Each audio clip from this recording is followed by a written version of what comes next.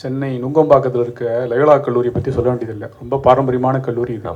2026 தேர்தல் இல்லைன்னா அதுக்கு அடுத்த தேர்தலில் லயோலா கல்லூரி மாணவர்களான உதயநிதி ஸ்டாலின், லயோலா கல்லூரி மாணவரான விஜய், லயோலா கல்லூரி மாணவரான விஷால் 3 பேரும் களத்தில் நிற்பாங்களா? லயோலா கல்லூரி மாணவர் வருங்காலத்தில் தமிழக முதல்வர் ஆவாரா? எப்படி இதெல்லாம் ரூம் போட்டு யோசிக்கிறாரா என்னன்னு தெரியல. அடிக்கடி சொல்லுவாங்க விஷால் இந்த கட்சியில் சேர போகிறாரு, இந்த கட்சியில் சேர போகிறாரு அப்படின்னு. உண்மையாக நீங்கள் அரசியலுக்கு வந்தால் பர்டிகுலராக ஒரு கட்சியில் சேருவீங்களா, இல்லை விஜய் மாதிரி தனியாக வர போகிறீங்களா? விஜய் வச்சு ஒரு ஸ்கிரிப்ட் கதை சொல்லணும்னு சொன்னீங்க. இப்போ நீங்கள் டைரக்ஷன் பண்ணணும்னா விஜய் வச்சு படம் பண்ணுறதுக்கான முயற்சி இருக்கா? இல்லை, வச்சு படம் பண்ணணும்? எனக்கு நான் ஏற்கனவே ஃபோனே போட்டு மேனேஜர்கிட்ட சார் இந்த மாதிரி விஜய் அவர்களுக்கு கதை சொல்லணும்னு. யார் சார் டைரக்டரு சொல்லுங்கள் சார். சார் இல்லை சார், நான் தான் சார் டைரக்டரு, நான் தான் கதை சொல்லணும்.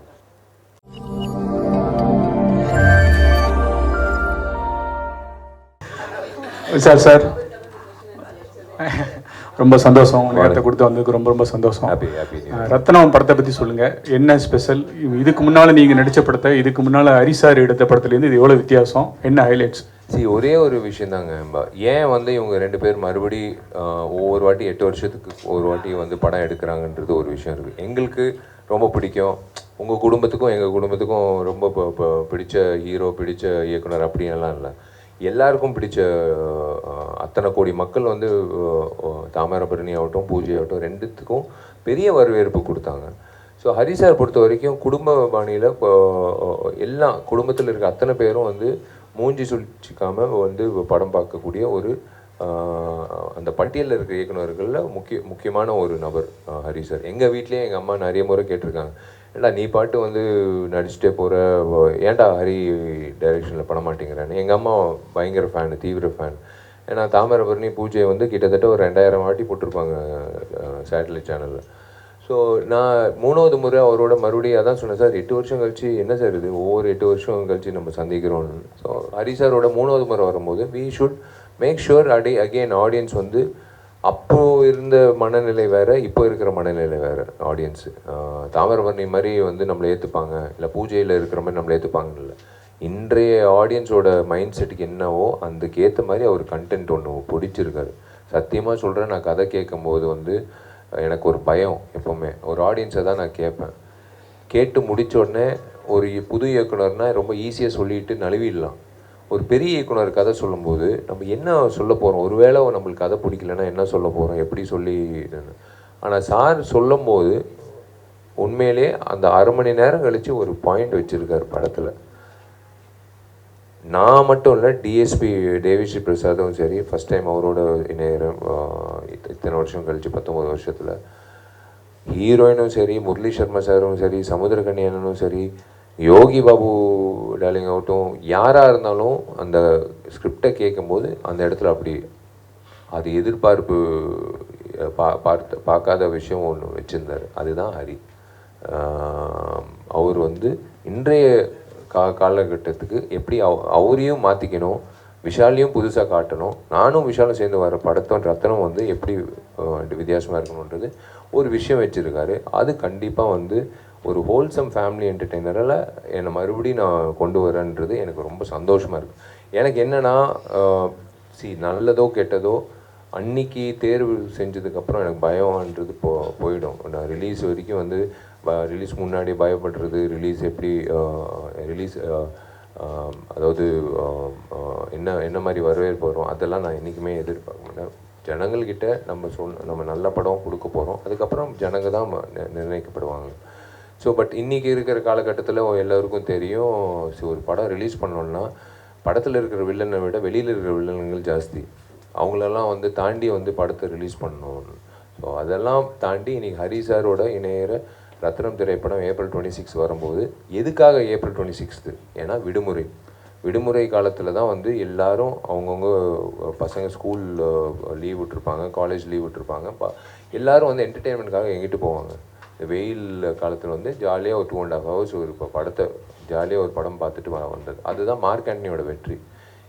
எனக்கு ரொம்ப கிடைச்ச ஒரு இத்தனை வருஷத்தில் என்ன ஒரு பெரிய காம்ப்ளிமெண்ட் கிடச்சிச்சு அப்படின்னு சொல்லும்போது, நிறைய பேர் சொன்னாங்க ஐ brought a lot of people out of depressionன்னு சொன்னாங்க. மார்க் ஆண்டனி படம் பார்த்து கண்டினியூஸாக ஓடிடிலையும் அவங்கவுங்களுக்கு விருப்பப்பட்ட காட்சி. சில பேர் சில் ஸ்மித் அப்படி, எனக்கு தெரியும் உங்களுக்கு சில் ஸ்மித் அப்படி. ஸோ உங்களையும் நான் வந்து இழுக்கணும். அந்த மாதிரி நிறைய பேருக்கு நிறைய விஷயங்கள் பிடிக்கும். அந்த மாதிரி வந்து ஹரி சார் படத்துலையும் இந்த படத்தில் நிறைய விஷயங்கள் வச்சுருக்காரு. ஸோ டெஃபினட்டாக April 26 it is going to be a nice entertainer for the summer holidays. ஒரு சம்மருக்கான நல்ல ட்ரீட் அது. சென்னை நுங்கம்பாக்கத்தில் இருக்க லயோலா கல்லூரியை பற்றி சொல்ல வேண்டியதில்லை. ரொம்ப பாரம்பரியமான கல்லூரி இது. ஆமாம். 2026 தேர்தல் இல்லைன்னா அதுக்கு அடுத்த தேர்தலில் லயோலா கல்லூரி மாணவர்களான வந்து உதயநிதி ஸ்டாலின், லயோலா கல்லூரி மாணவரான விஜய், லயோலா கல்லூரி மாணவரான விஷால் 3 பேரும் களத்தில் நிற்பாங்களா? லயோலா கல்லூரி மாணவர் வருங்காலத்தில் தமிழக முதல்வர் ஆவாரா? எப்படி இதெல்லாம் ரூம் போட்டு யோசிக்கிறாரா என்னன்னு தெரியல. இல்லை எங்கிட்ட வீட்டுப்பா லயோலா காலேஜோட நீங்கள் சொல்லும் போது தான் எனக்கே அந்த பட்டியல் வந்து, நான் யூஸ்வலாக சொல்கிறது வந்து லயோலா காலேஜ் வந்து ஒரு ஹிடன் ஃபிலிம் இன்ஸ்டியூட். எத்தனையோ பேர் வந்து அந்த அந்த இடத்துல அந்த காலேஜ் வந்து வெளியில் வந்து மீடியாவில் வந்து பெருசாக பேசப்பட்ட நபர்களாக இருக்காங்க, என் கிளாஸ்மேட்ஸ் உட்பட. அஃப்கோர்ஸ் நீங்கள் கேட்ட மாதிரி 2026 அதான் சொல்கிறேனே, நம்ம வந்து செல்லமேல இருக்கும்போது என்ன தேவி பேரடைஸ், தேவி கலா, தேவி பாலா இருக்கும். இல்லைனா வந்து 1-2 தான் அப்படி ஒரு 4 தியேட்டர் இருக்கும். அப்படியே போக போக பூஜை வரும்போது ஸ்லோவாக மல்டிப்ளெக்ஸ் தொடங்கிடுச்சு. இப்போ கோவிடுக்கு அப்புறம் வந்து ஒரு குடும்பம் வந்து இப்போ நீங்கள் இங்கிட்ட இருக்கிற ஃபோரமாலோ இல்லை பலாசோவோ அப்படி இப்போ போனீங்கன்னா ஒரு 6-7 திரைப்படங்களோட போஸ்டர் இருக்கும். எந்த திரைப்படத்துக்கு நம்ம போகலான்றது அவங்க முடிவு பண்ணுவாங்க. ஏன்னா அவங்க ஆல்ரெடி வந்து கோவிட் டைமில் எல்லா படங்கள், எல்லா மொழிகளோட எல்லா டைரக்டர்ஸ் எல்லா படங்களும் பார்த்துட்டாங்க. கொரியன் படம், ஈரானியன் படம், எல்லா படங்களும் பார்த்துட்டாங்க. ஸோ அவங்களுக்கு என்னென்னா மைண்ட் செட் வந்து அப்கிரேட் ஆகிடுச்சு அவங்களுக்கு. இனிமேல் நம்மளை ஏமாற்ற முடியாது, நம்ம எல்லாத்தையும் பார்த்துட்டோம், இனிமேல் எவனாவது வந்து காப்பி அடித்தா கூட நம்ம சொல்லிவிடுவோம் நம்ம இந்த படத்துலேருந்து தான் காப்பி அடிச்சான்ற மாதிரி. ஸோ அவங்களுக்கு என்னென்னா அதே மாதிரி தான் அந்த வளர்ச்சி இருக்குல்ல, அந்த சின்ன ஒரு திரையரங்கத்துலேருந்து இப்போ மல்டிப்ளெக்ஸு, அந்த மாதிரி தான் வந்து 2026 பட்டியல் அப்படி தான் இருக்க போகுது. நீங்கள் எழுதி வச்சுக்கோங்க, அப்படி தான் இருக்க போகுது. கன்ஃபியூஷன் ஆகாது, ஆனால் கம்பேரிசன் இருக்கும். டெஃபினட்டாக வந்து ஒரு அழகான ஒரு பட்டியல் இருக்கும் மக்களுக்கு. அந்த தேர்தல் வந்து 26 எனக்கு தெரியாது, எப்போ அறிவிக்க போகிறாங்க தெரியாது. அது நம்ம 26 வந்து டேர்ம் முடிகிறதுனால 26ன்னு சொல்கிறோம். But we don't know what is 26 வரும்போது டெஃபினெட்லி நீங்கள் சொன்ன மாதிரி லயோலா கல்லூரி மாணவர்கள் வந்து பெரிய பட்டியலாக இருக்கும்னு நான் நினைக்கிறேன். விஷால் சார், துப்பறிவாளனுக்காக நீங்கள் போயிருந்தீங்க ஷூட்டிங்க்கு, லொக்கேஷன்ஸ்லாம் பார்க்குறதுக்கு. லொக்கேஷன் பார்த்தாச்சா? எப்போ ஷூட்டிங் ஸ்டார்ட் பண்ண போகிறீங்க? பார்த்தாச்சு சார். லொக்கேஷன் ஸ்கவுட்டிங் வந்து லண்டன், அசர்பைஜான் எல்லாம் முடிச்சுட்டு மால்ட்டாவும் எல்லாமே அதான் பார்த்தா. இப்போ வந்து மே அந்த இப்போ ரிலீஸ் இருக்கிறதுனால தான் கொஞ்சம் தள்ளி போட்டிருக்கோம். ஏன்னா நான் ரிலீஸு சரி பார்ப்பாங்க ஜனங்க அப்படின்னு நான் அப்படி பண்ணக்கூடாது. என்னோடய கடமை நான் பண்ணணும். படம் ஏன் விஷால் படத்தை பார்க்க வரணும், என்ன இருக்குன்னு அப்படின்னு நான் சொல்லணும் இல்லையா? ஸோ அதனால அந்த வேலைகள்லாம் முடிச்சுட்டு மே 5ஆம் தேதியிலேருந்து லண்டனில் படப்பிடிப்பு தொடங்க போகுது. ஸோ அதோட விஷயங்கள் எல்லாமே வந்து மே மாதம் இந்த படம் ரிலீஸ்க்கு அப்புறம் சொல்லும் போது எஸ் நிறைய உங்களுக்கு அதிர்ச்சியான விஷயங்கள் இருக்குது. நல்ல இன்ப அதிர்ச்சிகள் தான், டோன்ட் வரி. நிறைய விஷயங்கள் இருக்குது. அது will share it that time. Thupparivaalan வந்து குழந்தைல ஆஸ் அ டைரக்டர், புது டைரக்டர்னால் டெஃபினட்டாக அதுக்கு நான் I have to give the best content. இவன் என்னத்தை கிழிக்க போகிறான், மற்ற டைரக்டரை விட இவன் என்னத்தை புதுசாக வந்து கிழிக்க போகிறான்னு தான் எல்லோரும் என்ன பார்ப்பாங்க. அதை தாண்டி ஒரு கண்டென்ட் கொண்டு வரணும். ஸோ அதுக்கு மே மாதம் தொடங்கணும். எல்லாரும் கேட்டாச்சு. ஃபைனல் கொஸ்டின், அதாவது இன்னைக்கு நீங்கள் பேசும்போது 10 லட்சம் புதிய வாக்காளர்கள் வந்துகிட்டே இருக்காங்க. வருஷம் அது வந்து 10, 12, 13 ஆகிட்டு தான் போகுது. பல பேர் நான் ஐபிஎஸ் விட்டு அரசியலுக்கு வந்துட்டேன்றாங்க, சில பேர் நான் நடிக்கிறத விட்டு அரசியலுக்கு வரேன்றாங்க. பட் இந்த 10 லட்சம் இளைஞர்களுக்கு இது போதுமா? அவங்க கரியரை விட்டுட்டு வந்துட்டா நாங்கள் வாக்களிச்சிருவோமா? இல்லை அவங்க பார்க்கக்கூடிய தலைமை பண்பு என்ன கேரி பண்ணிட்டு வரணும் புதுசாக வர லீடர்ஸ்? நியூ லீடர்ஸ் பொறுத்த வரைக்கும் get ready to face consequences. 20 வருஷம் முன்னாடி இருக்கிற வந்து அரசியல் தலைவர்கள் வந்து ஈஸியாக வந்து 4 மைக்கு தான் இருந்தது. 4 மைக்கு தான் இருந்தது. நியாயமான ஜேர்னலிசம் படிச்சுட்டு, மாஸ் கம்யூனிகேஷன் படிச்சுட்டு அவங்க நியாயமாக 4 கேள்வி கேட்பாங்க. அது கரெக்டாக இருக்கும். எல்லாமே ஆராய்ச்சி பண்ணி எல்லாமே வந்து கரெக்டாக கேட்பாங்க. அவங்க எல்லோரும் வந்துட்டாங்க ஜாம்பவங்கள். இன்றைய தலைமுறைக்கு வரக்கூடிய இளைஞர்களாக இருக்கட்டும், யாராக இருந்தாலும் புதுசாக கட்சி தொடங்குறவங்க இல்லை ஒரு அரசியல்வாதியாக நல்லது பண்ணணுன்ற அரசியல்வாதி, அதுதான் நான் சொல்கிறேன். அரசியல்ன்றது துறையாக நினச்சி இதில் சம்பாதிக்கலாம்னு நினச்சி வந்தீங்கன்னா கண்டிப்பாக உங்களுக்கு வந்து சருகல் தான். நீங்கள் வந்து எல்லாத்தையும் மறந்து இழக்கணும், நிறைய விஷயங்களை இழக்கணும். ஏதாவது ஒரு விஷயத்த வந்து நீங்கள் வந்து சாதிக்கணும்னா ஒரு விஷயத்தை இழக்கணும். ஸோ அந்த இழப்பு வந்து நீங்கள் அது மனசில் வச்சுக்கிட்டு நீங்கள் அடுத்தது வந்து அரசியலுக்கு வரும்போது ஒரு விஷயம் இருக்குது, 150 கேமரா இருக்கும் உங்கள் முன்னாடி. அதில் சில பேர் வந்து ஜேர்னலிஸ்ட்டே இருக்காங்க, ஓப்பனாக நான் சொல்கிறேன். இன்றைக்கி வந்து சும்மா ஒரு ஃபோனை வச்சுக்கிட்டு சம்மந்தமே இல்லாமல் வந்து ஒரு கேள்வி கேட்பார். யாருன்னு பார்த்து இவர் யாருன்னு கண்டுபிடிக்கிறதுக்குள்ளே அவர் பயந்து உள்ளே போயிடுவார். ஆனால் கேட்குற கேள்வி வந்து பயங்கரமாக இருக்கும். ஆனால் கோவப்படக்கூடாது, அவங்களுக்கும் பதில் சொல்லணும். அவர் ஏதோ ஒன்று சொல்லுவார், ஆனால் சம்மந்தமே இல்லாமல் கேள்வி கேட்பார். பட் அதான் சொல்கிறேன்னே, எதுக்கு இந்த அவங்க மேடம் கேட்ட மாதிரி என்ன கற்றுக்கிட்டீங்கன்றதுன்னு, அதுதான் பொறுமை ரொம்ப முக்கியம் அரசியல்வாதிக்கு கூட, இந்த வரக்கூடிய அரசியல்வாதிகள் கூட, புதுசாக வரக்கூடிய அரசியல்வாதிகள் கூட. ஸோ வாக்காளர்கள் வந்து புது வாக்காளர்கள் வந்து கண்டிப்பாக ஏன் ஓட்டு போடணுன்னா, it's an experience in life. அந்த மை போடும்போது அந்த மை போடுறதுக்கு 3 நாள் ஆகும், அது ஒரு விஷயம்.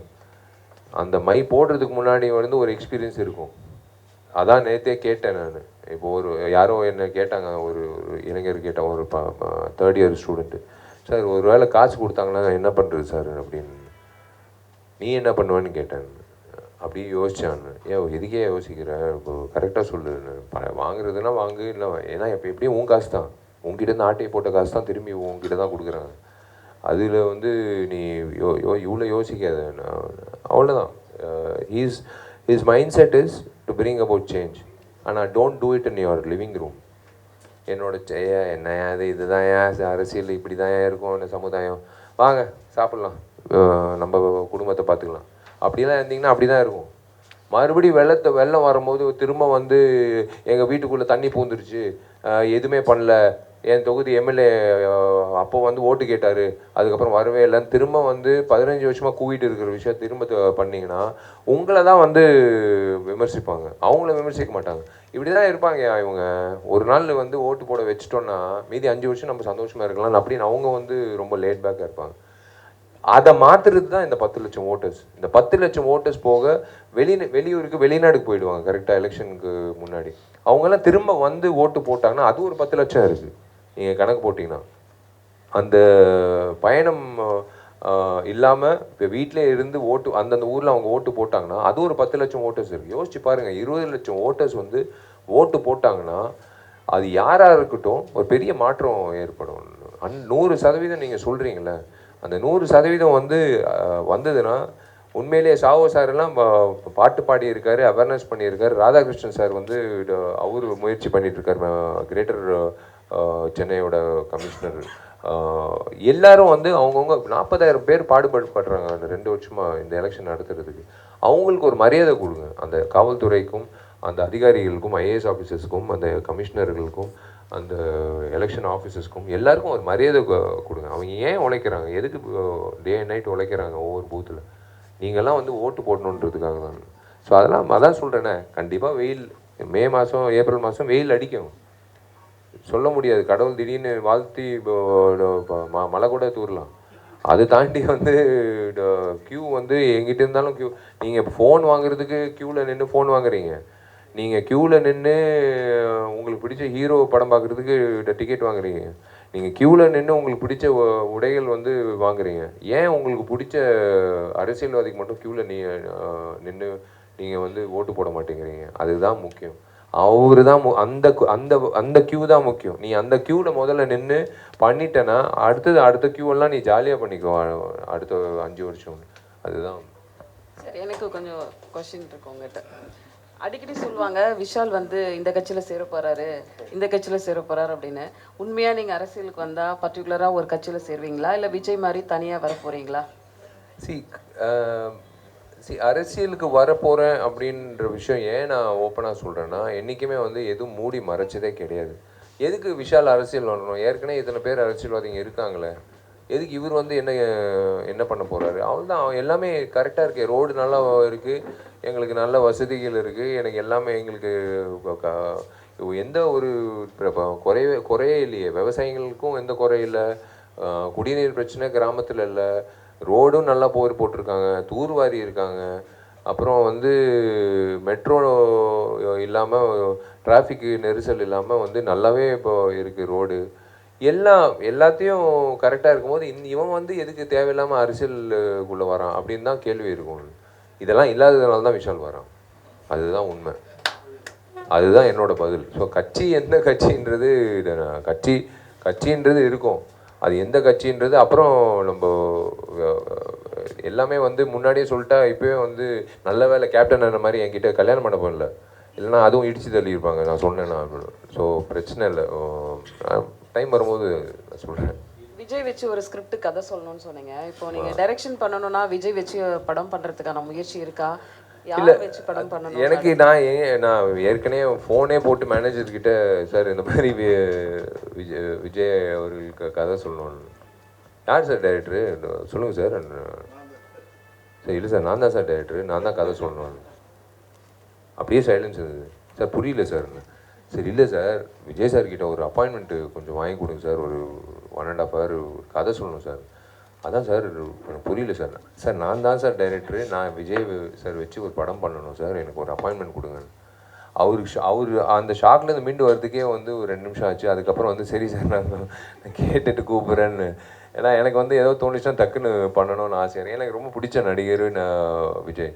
ஸோ டெஃபினட்டாக அதை பார்ப்போம். அதான் எல்லாமே நான் இயக்குனர் ராமன் எனக்கு தெரியுமா, ராதாரவி அண்ணன்லாம் வந்து 2006 வந்து டே விஷால் எங்கிட்ட ஓடுறேண்ணா சார், திமிர் படம் ஷூட்டிங், நடிகர் சங்கத்தில் கார்டு வாங்காமல் நீ எங்கிட்ட ஓடுறேன்னு.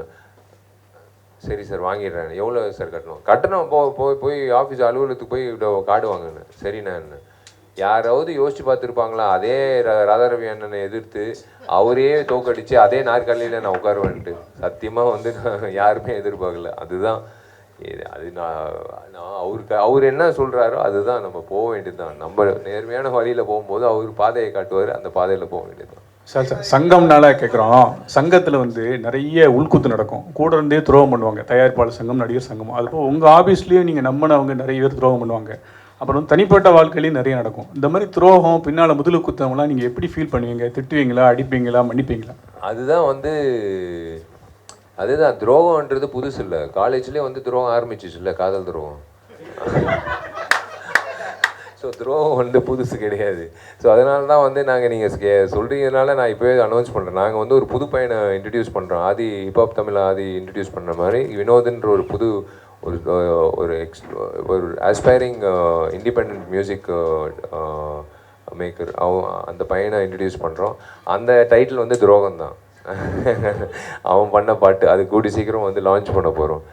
துரோகம் இல்லை, அதான் சொல்கிறேனே, ஃபெயிலியர் நீங்கள் அடைஞ்சிங்கன்னா சக்ஸஸோட அருமை தெரியும், இல்லைனா சக்ஸஸோட அருமை தெரியாது. இல்லைனா என்னடா அது போயிட்டே இருக்கும் அப்படின்னு. அப்படி கிடையாது. கீழே பார்த்தா தான், கீழே இறங்கினா தான் மேலே எப்படி போகணுன்றது நீங்கள் அந்த இது இருக்கும், அந்த உணர்வு இருக்கும். அதே மாதிரி தான் துரோகன்றது.